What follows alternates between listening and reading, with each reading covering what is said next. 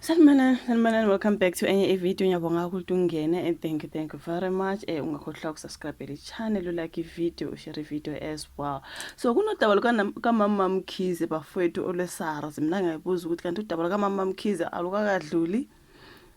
uShoni Mkhize, umama Mkhize guys usalokho ebhizi ngodaba lwesikweletu sakaSARS ukuthi ke uSARS akakathola imali yakhe yonke kubasase busy kusaphansi phezulu kusadayiswa lokhu nalokhu kunodaba lama handbags. I think no, it's bags.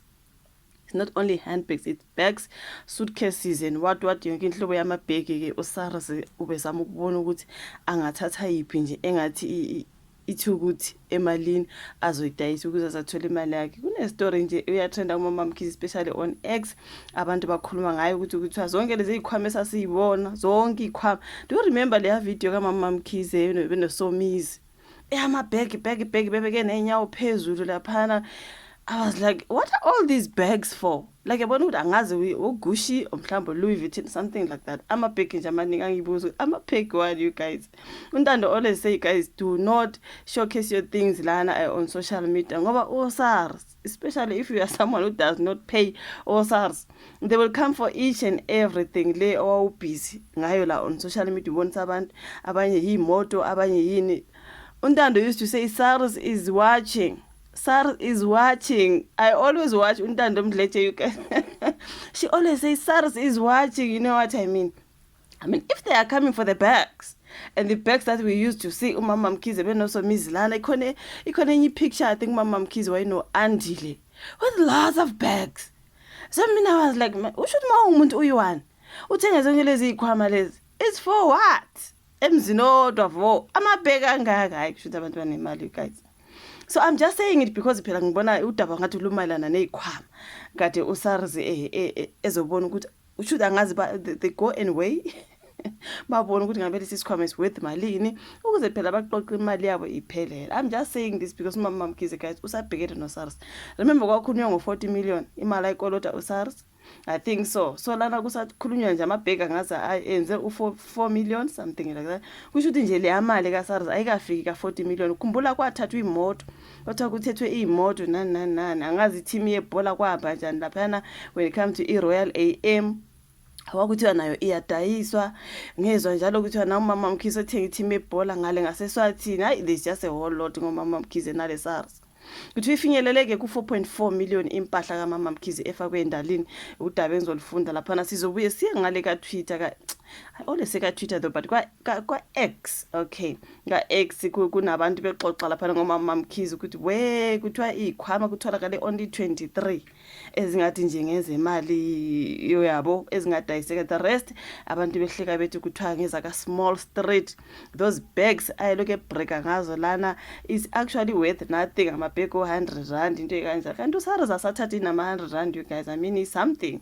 Angase ngiyasho the way people are talking on X kuthiwa we hayi ikhwama esasiyibona angathi phethe kwasasibona uGucci nabo Louis Vuitton.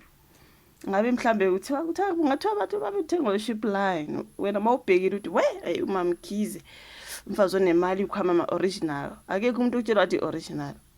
Into uyibona nje on a video. How do you know that bag is worth 20,000 or 5,000? Thola ukuthi 100 rand walapha ka Small Street. That's what people are saying on X. So angazi guys ukuthi siku 4.4 million yona intengo ke yempahla yezinga eliphezulu esiqumama unkosikazi Shoni Mkhize ebifake endalini ukuthi ke ithengwe abazizwa abenamandla okubeka ke etafuleni imali eningi nenkulu yokuyithenga ngokusheshsha. Lapho ke lokho kudalulwe sorry ngomnumzana uPeter Glendon Hayes, umqondisi wePeter's Choice, inkampani engamela uhlelo lokudayisa lempahla kukhona kuyona izikhwama ezimbaba eqolo ubucwebe ke bezinga eliphezulu nohuntshu lwemoto yohlobo lweLamborghini. Ukhunywe ngeLamborghini lapha kwathi iLamborghini kaMama Mkhize usho ukuthi basadayisa imoto kusasela imoto ezingaka. Kanti uMama Mkhize benemoto engaka you guys ngoba kwadayisa imoto before sasenza ama video before ukuthi ukudayisa imoto. Manje ngathi lana bekuyikhwama neLamborghini mhlambe nezinye izinto ezingabaliwe angazi. Kuthe kuvula uhlelo zangena ke zilekanyana mina bengizothi siyelekana angazi ukuthi kubhale kanjani laphana, but anyways izicelo zabantu abafuna ukuthenga ke lempahla. Uhlelo lokudayiswa kwalempahla kaMama Mkhize luza emva kwesinyathelo sophiko lwabezentela ezweni lokudla impahla yakhe ngenxa ke yezinsolo zokungakhokhi intela. Kwaba namahemhemo ukuthi okunye kwalempahla kaMama Mkhize kumbombayi, kepha ke akubanga njalo ngenkathi sekufakwe endalini njengoba ke inqwaba igxume yahlala ifuna ukuthenga ubuthaphuthaphu. So sekuyisikhathi eside kuqhubeka ke izinkinga zikaMama Mkhize njengoba ke benenkinga futhi eqenjini lakhe lebhola lezinyawo iRoyal AM nayo kwatholakala ukuthi akaliphethe kahle ngendlela esemthethweni ngenxa ke yesikweletu sika 40 million rand wentela okwazi kwaholela ekutheni ke likhishwe ohlwini lwamaqembu esigaba esiphezulu seBhola Premier Soccer League. Na kulindele ukuthi ke ukudayiswa kwayo yonke lempahla kugcine kufinyelele ku 5 million rands ozosetshenziswa ukukhokha ingxenye yesikweletu sentela. Izolo ekseni bekumi kanjena nje intengo yempahla ebithengiswa lapha.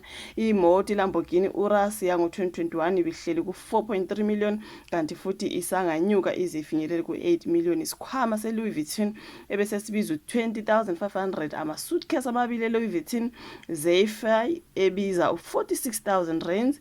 Isikhwama seGucci Floral ophidisa mhlambe esibiza u11,000 esingagcina sinyukela ku 19,000. Isikhwama sabesifazane iSaint Laurent IK Maxi esibizwa ku 20,000 rands. Isikhwama sabesifazane iGoyard Red Violet French Bulldog esibiza lapha ko 14,000 rand.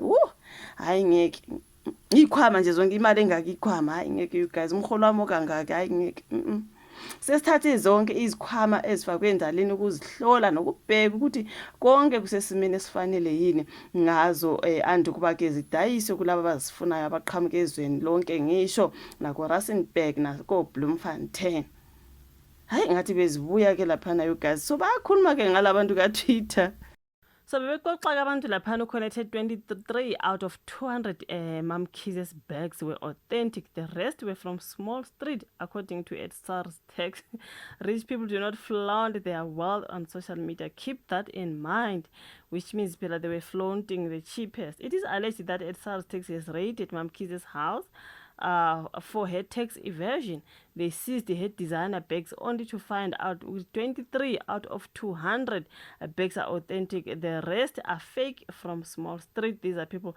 Kune video yakhe neyithombe zakhe lapha benosomizi bebeka inyawo phezulu kwamabhegi amaningi athi Louis Vuitton. Angazi indle yakhe bafana, angazi mhlambe yiwena amabhegi okukhulunywa ngawo lana kade ethathwa eyotest ukuthi original or fake, whatever the reason is. Mama Mkhize's luxurious assets still up for auction.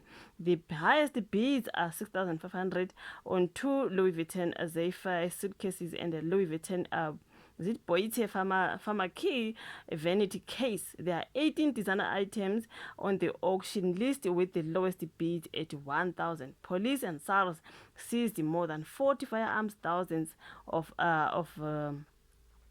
rounds of ammunition and several luxury vehicles during coordinated raids on businesswomen Shaun Mama Mkhize's properties in Durban, Pietermaritzburg and Johannesburg last year.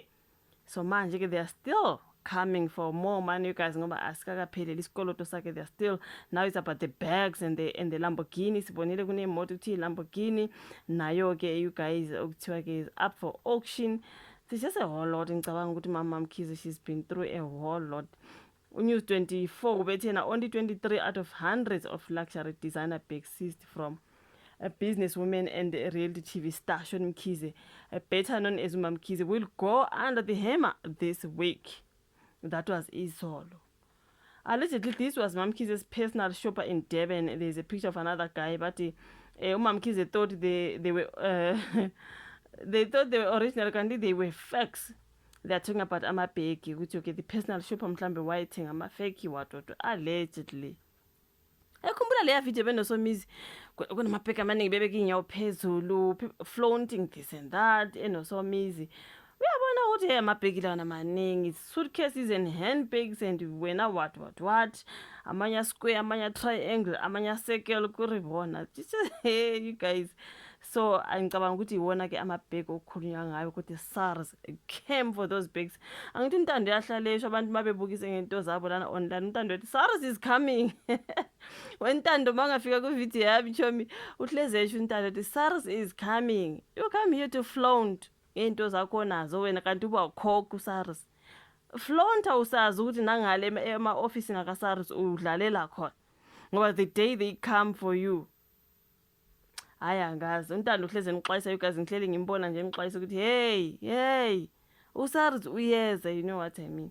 So hayi kunzima ke you guys when it comes to uMamkhize. I mean about the team as well, iRoyal AM sabona nje kuningi kukhulunywa neimoto esezathathwa, kodwa kusathathwa ke namhlanje kusathathwa amabheki, angazi sasa kuthathwa ke mhlawumbe izipunu namankomishi, angazi, just saying. I mean they just have to recover imali yabo abayidingayo ke mntakabawo ukuthi 40 million wonke. Hayi iningi yona, angazi. Usho vala ka comment section, like video, subscribe, share, asibonane ke zayo. Bye.